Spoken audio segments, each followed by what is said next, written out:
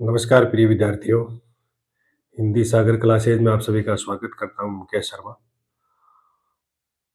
कक्षा 12 के लिए इम्पोर्टेंट टॉपिक आज और 24 को एग्ज़ाम है ही, इसलिए इस टॉपिक पर आप ध्यान देना। 2 टॉपिक जो हमने किए पीछे 2 क्लास जो हमारी हुई है पीछे वो अलंकार की, जिसमें हमने 6 अलंकार 5 अलंकार किए। एक अनुप्रास किया, श्लेष किया, यमक, विभावना और भ्रांतिमान। 5 अलंकारों को आप अच्छी तरीके से पढ़ लें। यानी परीक्षा की दृष्टि से इम्पोर्टेंट आपको बताया गया है उसमें। एक बार उनको ज़रूर देख लें और फिर ये आज की क्लास भी आप देख लें। आपको 3 या 4 मैं क्या कराऊँगा, लेखकों का परिचय कराऊँगा। प्रश्न कैसे आएगा? प्रश्न उसमें 2 आएँगे। जैसे एक तो लेखक का परिचय आएगा, एक कवि का। उनमें से एक आपको करना होता है। चाहेगा लेखक परिचय या कवि परिचय। तो आपको ध्यान रखना है कि उसमें आपको लेखक परिचय ज़्यादा अच्छा रहता है, क्योंकि लेखक परिचय सरल होते हैं याद करने में। इसलिए आप इसे आज मुझको जो है हमारा लेखक है वो हम ले रहे हैं जैनेन्द्र है। कक्षा 12 की आरोह में जैनेन्द्र एक लेखक है और उसके पाठ का नाम है बाजार दर्शन। बाजार दर्शन किस प्रकार की विधा है, ये छोटा प्रश्न भी आ सकता है। तो बाजार दर्शन है वो एक निबंध विधा है। कैसी विधा है? बाजार दर्शन एक निबंध विधा है। ये इस बात का आप ध्यान रखिए, क्योंकि कई बार ये पूछ लेते हैं और अपने को ऐसा लगता है कि ये कहानी है। कहानी नहीं है, ये एक निबंध का नाम है। और हम यहाँ अब जो करेंगे वो हम इस जैनेन्द्र कुमार जो लेखक है उसका परिचय करेंगे। तो देर खाएं लेखक परिचय, जिनमें जैनेन्द्र कुमार का हम आज करने जा रहे हैं। और अब देखना कैसे करना है, जो आपके सामने लिखा हुआ है इस प्रकार से अगर खुले खुले एकदम आराम से अलग अलग लिख के आते हैं तो नंबर मान लो पूरे में से पूरे आते हैं। कोई शुद्धि अशुद्धि अगर आपने लिख ली उसके नंबर कट सकते हैं। ठीक है, जैसे मान लो सबसे पहले देखो कि इनका जन्म है। जन्म देखो सन 1905 में। 1905 में क्या हुआ, इनका जन्म हुआ। ठीक है, 1905 में जन्म अलीगढ़ उत्तर प्रदेश में। तो आपको क्या याद रखना है? अलीगढ़ याद रखना है, उत्तर प्रदेश याद रखना है। यानी जैनेन्द्र का परिचय इंपोर्टेंट है, आने की संभावना है। तो अलीगढ़ उत्तर प्रदेश, यानी जैनेन्द्र का जन्म 1905 अलीगढ़ उत्तर प्रदेश में जन्म।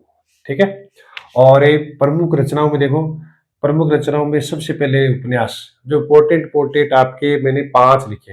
इनमें से अगर 4 भी याद रहे तो भी आपके नंबर नहीं कटेंगे। जैसे देखो सुनीता है और त्याग पत्र। सुनीता ने क्या दे दिया? त्याग पत्र देते ही उनका क्या हो गया? कल्याण, यानी कल्याणी। ठीक है, और बहुत परख के दिया उन्होंने। तो सुनीता ने त्याग पत्र दिया, उनका कल्याण हो गया।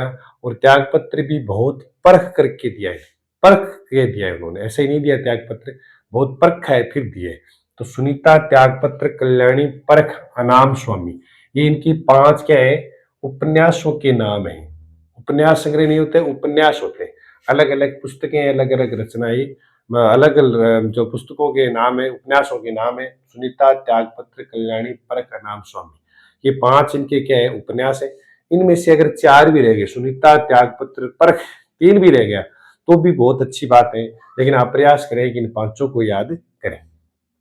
चले आगे। उपन्यास के बाद ऐसे अलग अलग लिखना है, जैसे पहले जन्म लिखा, फिर प्रमुख रचनाएं, फिर यहाँ पर देश करके ऐसे फिर अलग अलग लिखना है कि पहले उपन्यास, उपन्यास के नाम, फिर देखो कहानी, ऐसे अलग लिखनी है। सीधा ऐसे नहीं कि आगे से आगे लिख दिया। कहानी संग्रह ऐसे लिख कर फिर उसके आगे देश लगा के कहानी। हाँ, एक ही पेन से आप लिख सकते हैं, कोई दिक्कत नहीं। मैंने तो अलग अलग पेन यूज किया है, आप ब्लैक पेन जो नीले पेन से आप लिख सकते हैं, कोई दिक्कत नहीं। नीला पेन लिया, नीला पेन से लिख दिया कहानी संग्रह। फिर आगे कहानी संग्रह देखो, एक रात को 2 चिड़िया फांसी खा गई। मतलब याद कैसे करना है कि जैनेन्द्र की जो है ना, जैनेन्द्र क्या कर रहा था? कहानी सुन रहा था। तो एक रात को 2 जो चिड़िया थी, हाँ, वो फांसी खा गई। यानी एक रात 2 चिड़िया फांसी, ये क्या इनके कहानी संग्रह। और पाजेब और वातायन, वातायन कहते हैं झुरुखे को, और पाजेब आप जानते हैं। ठीक है, तो एक रात 2 चिड़िया फांसी, ऐसे 3 तो जरूर याद रह जाए। एक रात 2 चिड़िया फांसी और एक है पाजेब। ठीक है, मतलब ये याद रख लो कि पाजेब की आवाज से एक रात में 2 चिड़िया है वो फांसी खा गई। एक रात को क्या हुई? 2 चिड़िया फांसी खा गई। ऐसे आप याद कर सकते हैं कैसे भी, कि पाजेब की आवाज आई और चिड़िया उड़ने लगी। एक रात को, फिर वो क्या खा गई, फांसी खा गई। अचानक डरी तो क्या खा गई, फांसी खा गई। तो एक रात दो चिड़िया फांसी और पाजेब, ठीक है। और एक है वातायन, वातायन कहते हैं झरोखा जो होता है उनको, ठीक है। वात का अयन, वात मानी हवा, अयन मानी मार्ग, हवा का जो मार्ग होता है वातायन, उसको कहते हैं, दीर्घ संधि इसमें।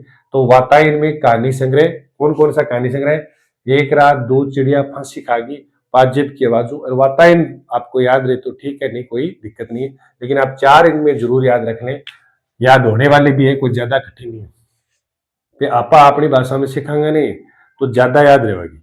अगर हिंदी में याद करेंगे तो याद लिख के आना आपको हिंदी में, याद करना अपनी भाषा में, यानी स्मरण है वो अपनी भाषा में रह जाएगा तो भूलेंगे नहीं कभी।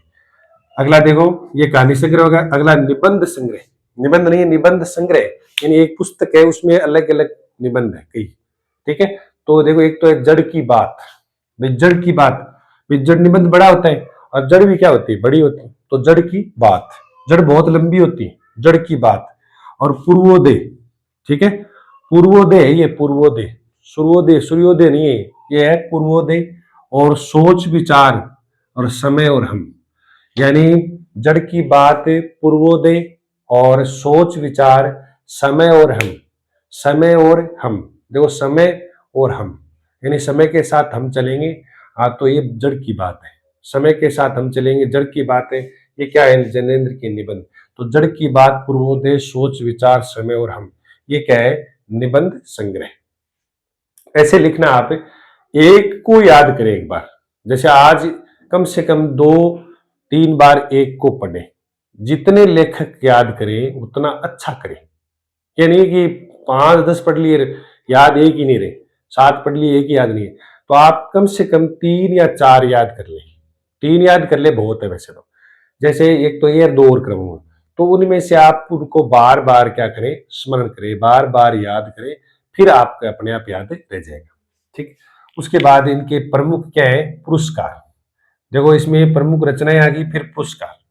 पुरस्कारों में देखना है कि पहला इनको पुरस्कार देखो, साहित्य अकादमी पुरस्कार, मुक्ति बोध पर मिला था इनको साहित्य अकादमी पुरस्कार। इनकी एक रचना है मुक्ति बोध, उस पर इनको क्या मिला था, साहित्य अकादमी पुरस्कार, ठीक है। और दूसरा इनका है भारत भारती सम्मान, और तीसरा इनका है पद्म भूषण, जो कौन देती है, भारत सरकार देती है। तो याद रखना, साहित्य अकादमी, भारत भारती और पद्म भूषण। पद्म भूषण पुरस्कार है ये इनमें तीसरे नंबर का है। पहले भारत रत्न, पद्म विभूषण 2 नंबर का, पद्म भूषण तीसरे नंबर, चौथा होता है पद्मश्री। तो इनको क्या दिया गया, तीसरे नंबर का पद्म भूषण पुरस्कार दिया गया जैनेन्द्र को, क्योंकि उन्होंने बाजार का दर्शन करवाए नहीं, इसलिए इनको पद्म भूषण मिला था। सरकार ने कहा कि इसको पद्म भूषण दो, ऐसे याद रखें आप। और साहित्य अकादमी पुरस्कार याद रह जाएगा, साहित्य अकादमी तो लगभग को अपने मिले, सबको नहीं मिले लेकिन लगभग को मिले। और भारत भारती सम्मान भी इनको मिल चुका है। ये 3 इनको पुरस्कार मिल चुके हैं। और अंत में फिर ऐसे लिखना है आपको, देखो पहले जन्म, फिर रचनाएं, फिर सम्मान। और अगर सम्मान से पहले पत्र पत्रिका है तो उनका नाम लिख दे, क्या पत्र पत्रिका निकालिए, नहीं तो प्रमुख सम्मान। ये आपकी ऑथेंटिक आरओ किताब में से लिखा रहा हूँ, इनके और भी बहुत सारे काम किए उन्होंने, बहुत सारी रचनाएं लिखी है, लेकिन वो लिखने की आवश्यकता नहीं है। आपकी जो बुक में आ रहा हूँ उन्हीं में से प्रमुख रचनाओं में लिखोगे। उससे पहले मान लो इनका है नहीं, पत्र पत्रिकाएं होती तो लिख देते। प्रमुख पुरस्कार के बाद फिर क्या लिखेंगे, निधन, इनका इनका देहांत कब हुआ, मृत्यु के बच्चे यानी निधन और देहांत लिखे तो ज्यादा उचित रहता है। तो सन 1990 में, जो 1905 में जन्म हुआ, 1990 में मृत्यु हुई, 85 साल के होके गए थे, 1905-1990। और 5 नाम आते क्या याद आएगा, जैनेन्द्र। 5 नाम आते क्या आ जाएगा, जैनेन्द्र नाम याद आना चाहिए, 1905 जैनेन्द्र। तो ये था जैनेन्द्र का लेखक परिचय। और पाठ का नाम है बाजार दर्शन, और बाजार दर्शन किस प्रकार की विधा है, निबंध विधा है, ठीक है। और ये प्रश्न, इनमें से एक प्रश्न भी आने की संभावना है, और इनमें से लेखक परिचय के आने की संभावना है। ये आप ध्यान से देख ले। छोटा प्रश्न भी आ सकता है कि जैनेन्द्र का जन्म कहाँ हुआ था, तो अलीगढ़ उत्तर प्रदेश। और जैनेन्द्र का जन्म कब हुआ, तो 1905। मृत्यु नहीं आएगी, जन्म आता है, लगभग आता है, नहीं आता है तो फिर आप इनका लेखक परिचय अच्छी तरीके से याद कर लें। लेखक परिचय तो आएगा ही आएगा। और लेखक परिचय, कवि परिचय, इनमें से एक करना होता है, तो लेखक परिचय ज्यादा अच्छा रहता है, ठीक है। तो ये इनको आप ध्यान से देखें। आज के लिए इतना ही है और मुझे आशा है कि अब 2 दिनों में आप खूब मेहनत करेंगे, खूब लगन से लग जाइए, ज़्यादा दिन अब नहीं बचे हैं। सीनियर क्लास का जो 2024-25 का सेक्शन आपके लिए नहीं आने वाला है, ये समय आने वाला नहीं। इसलिए आप मेहनत जी-जान से करें और मैं जो पढ़ा रहा हूँ, इनको आप देख लें एक बार। ज़रूरी नहीं है कि मैं ये नहीं कहता कभी भी कि मैंने जो पढ़ा दिया वही आएगा। यानी मेरा ये प्रयास है, मेरा ये अनुभव के आधार पर प्रयास है कि ये प्रश्न आने की संभावना है या ये लेखक परीक्षा आने की संभावना है। और देखना कि कोई भी टीचर जो लगातार पढ़ा रहे हैं उनकी संभावना 98-99% सटीक जाती है। ठीक है, तो आप इनमें से एक बार देख लें और फिर मैं आपको बता दूं कि कुछ आपके जानकारी के लिए कि निबंध कौन कौन से आएंगे सर। कुछ बच्चे कई दिनों से पूछ रहे हैं फोन पर कि सर निबंध कौन से आ सकते हैं, तो निबंध आप लिख लें। 5 निबंध मैं आपको बता देता हूं, उनको आप लिख लें। ठीक है, 5 निबंध देखना कौन कौन से आ सकते हैं, इनका स्क्रीनशॉट ले लें और फिर आगे चलते हैं। तो निबंधों के बारे में आप उनको पढ़ लें एक बार। मैं जो निबंध बता रहा हूं उनको आप एक बार पढ़ लें। ठीक है, पढ़ने के बाद आपको याद रह जाएगा, नहीं तो बिल्कुल ही याद नहीं रहेगा और आपको भी ये लगता है कि ये निबंध कौन सा आएगा पता नहीं, कौन सा आएगा पता नहीं, क्योंकि आपका बस पढ़ने का अनुभव है, पढ़ रहे हो आप, लेकिन आपको ये पता नहीं है कि कौन सा आ सकता है। ठीक है, तो मैं आपको निबंध बता देता हूं। प्रमुख निबंध क्या पढ़ेंगे? प्रमुख निबंधों के नाम। प्रमुख निबंध, प्रमुख निबंध, प्रमुख निबंध देखना। निबंधों में नंबर एक निबंध देखना, कृत्रिम बुद्धिमत्ता वरदान या अभिशाप। कृत्रिम बुद्धिमत्ता, बुद्धिमत्ता वरदान, वरदान या अभिशाप, वरदान या अभिशाप। ठीक है, कृत्रिम बुद्धिमत्ता वरदान अभिशाप। दूसरा एआई बोलते हैं इसको, कृत्रिम बुद्धिमत्ता को क्या बोलते हैं? एआई। एआई कृत्रिम बुद्धिमत्ता यानी एआई, आर्टिफिशियल इंटेलिजेंस, ये वरदान है या अभिशाप है। दूसरा निबंध है वो आत्मनिर्भर भारत। आत्मनिर्भर, आत्मनिर्भर भारत, इसको आप पढ़ लें। और तीसरा जो निबंध है उनका नाम है मेक इन इंडिया यानी स्वदेशी उद्योग। मेक इन इंडिया यानी इसको क्या कहते हैं? या स्वदेशी, स्वदेशी उद्योग, स्वदेशी उद्योग, उद्योग। तीसरा जो चौथा जो निबंध है उसका नाम है वो देख लें, स्वच्छ भारत अभियान। स्वच्छ भारत अभियान, इसको आप देख लें, स्वच्छ भारत अभियान। और पांचवा है अनुशासन का महत्व। अनुशासन का, अनुशासन का महत्व, ये आप देख लें। और आपके पास अगर नहीं है तो मैं अगले क्लास में आपको इनको पढ़ के सुना दूंगा, एक बार कहानी से सुन लेना एक बार, फिर आपको याद रह जाएगा। तो 5 निबंध कौन कौन से हो गए? एक तो है कृत्रिम बुद्धिमत्ता वरदान या अभिशाप, इनको पढ़ ले एक बार, एक बार इनके सरसरी नजर में पढ़ ले और लिखे नहीं, इसको पढ़ ले बस, समय नहीं है आपके पास ज्यादा। और एक है आत्मनिर्भर भारत, यानी ये 5 निबंध अच्छा पढ़ ले आप इनको, आत्मनिर्भर भारत। और तीसरा है मेक इन इंडिया या स्वदेशी उद्योग। और चौथा है स्वच्छ भारत अभियान, यानी ये तो लगभग एग्जाम में आता ही है, स्टार करने। और पांचवा है अनुशासन का महत्व। कहने का अर्थ है कि 5 निबंध आप सारे निबंध नहीं पढ़ सकते, इसलिए इन 5 निबंधों का मैं गेस कर रहा हूं, इन 5 निबंधों को आप पढ़ लें, क्योंकि पिछली बार या उससे पिछली बार भी लगातार मान लो कुछ निबंध बताते हैं, मान लो 5 और उनमें से आ जाते। देखो ये वैसे तो मुंह से कई बात अतिशोक्ति लगती है, हाँ बड़ाई नहीं करनी चाहिए, लेकिन सरस्वती की कृपा है, बस सरस्वती का आशीर्वाद है कि भी उनमें से एक आ ही जाता है। ठीक है, और ये 5 निबंध आप इनको एक बार पढ़ लें। ठीक है, 5 निबंधों में से और आपको लगभग एक निबंध मिल जाएगा, मिल जाए तो 2 ही नहीं, एक तो पक्का मिलेगा। ठीक है, लेकिन मैं गारंटी नहीं लेता हूं, दावा नहीं करता हूं कि यही आएंगे, इनमें से बाहर नहीं आएंगे। मेरा ये गेस है, अनुमान है।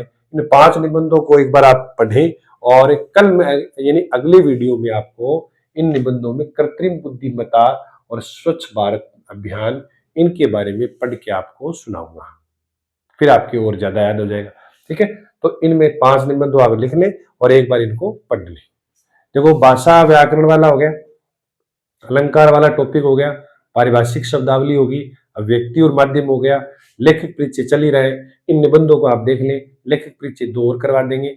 फिर आपको 24 तारीख को पेपर देने के लिए कॉन्फिडेंस के साथ जाना है। प्रार्थना करता हूं आपका पेपर बहुत अच्छा होगा। आज के लिए इतना ही। जय हिंद।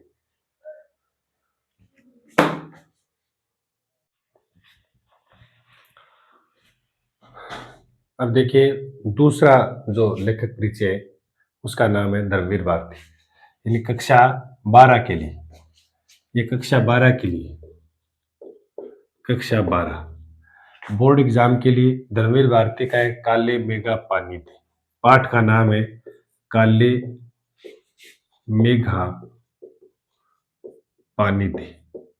पाठ का क्या नाम है? काले मेघा पानी थे। ठीक है, तो इसमें देखो, इनका जन्म है वो 1926 में, ऐसे लिखना है जन्म, धर्मवीर भारती का जन्म कहाँ हुआ, तो लिखना है 1926 इलाहाबाद उत्तर प्रदेश, जैनेन्द्र कालीगढ़ में। इनका कहाँ हुआ? इलाहाबाद उत्तर प्रदेश में 1926 में। जन्म के बाद नीचे लिखेंगे प्रमुख रचनाएं, और प्रमुख रचनाओं में पहली रचना लिखेंगे कविता संग्रह। कविता लिखी इन्होंने, जैनेन्द्र ने नहीं लिखी है, तो इनका कविता संग्रह कन्नुप्रिया, 7 गीत वर्ष, ठंडा लोहा, ये 3 इनके कविता संग्रह। कन्नुप्रिया, 7 गीत वर्ष और ठंडा लोहा, याद रह जाएगा। कन्नुप्रिया, 7 गीत वर्ष और ठंडा लोहा, कन्नुप्रिया, 7 गीत वर्ष और ठंडा लोहा। उसके बाद इन्होंने क्या लिखी है? कहानी। पहला तो हो गया कविता संग्रह, उसके बाद कहानी। कहानी देखा, कहानी नाम आती है बंद गली का आखिरी मकान, एक इनकी कहानी है, बंद गली का आखिरी मकान, बंद गली का आखिरी मकान। ठीक है, कहानी संग्रह में बंद गली का आखिरी मकान, यानी कहानी है वो बंद गली की आखिरी मकान में उन्होंने क्या किया था? लिखा था। धर्मवीर भारती है वो पुरुष है, ध्यान रखना। धर्मवीर भारती था, धर्मवीर भारती थी नहीं। धर्मवीर भारती लेखिका नहीं है, लेखक है, इसको याद रखना। ठीक है, उसके बाद उपन्यास देखो इनके, सूरज का 7वां घोड़ा और गुनाहों की देवता, 2 उपन्यास है, सूरज का 7वां घोड़ा, एक है गुनाहों का देवता, कोमा लगी हुई, गुनाहों का देवता, सूरज का 7वां घोड़ा, ये उपन्यास हो जाएगा। उसके बाद ऐसे लिखना नीचे, फिर गीति नाट्य की इनका प्रसिद्ध है अंधायुग, अंधायुग गीति नाट्य इनका प्रसिद्ध है, और ये याद रखना गीति नाट्य अंधायुग। उसके बाद इन्होंने निबंध संग्रह लिखे, और निबंध संग्रह में देखना पश्यंती ठेले परिमल्य, कहनी अन कहनी। देखो, कहनी अन कहनी, ठेले परिमल्य, तीनों ही निबंध है, बहुत प्रसिद्ध है।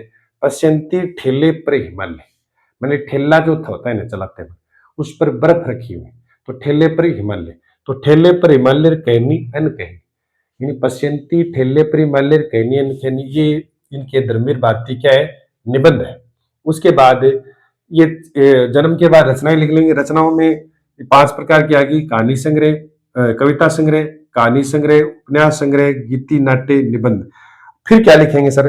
फिर लिखेंगे सम्मान। पत्र पत्रिका इसकी नहीं है, वैसे तो लिखिए धर्मवीर भारती की पत्रिका धर्मयुग है, मैं लिख देता हूं इसमें, पत्रिका का नाम लिख लेते हैं इसमें पहले बीच में।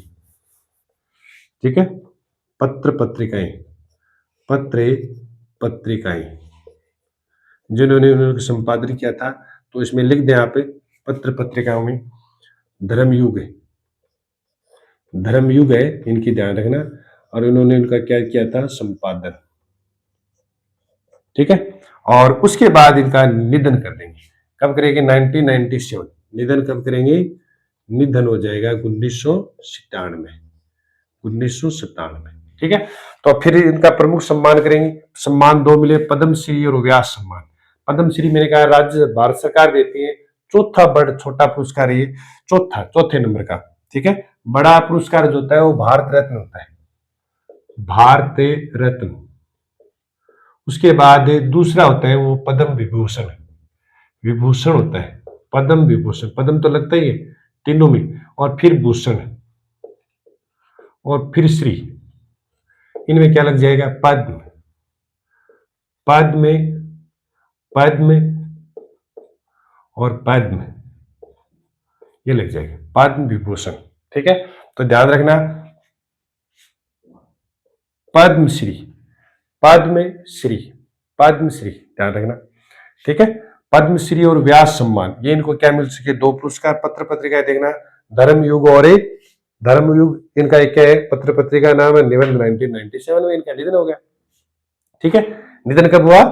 1997 में इनका निधन हो गया। 1997 में निधन, 1997 में निधन, 1926 में जन्म, 1997 में निधन। इलाहाबाद में इनका जन्म। कहां पड़ता है? इलाहाबाद, उत्तर प्रदेश में।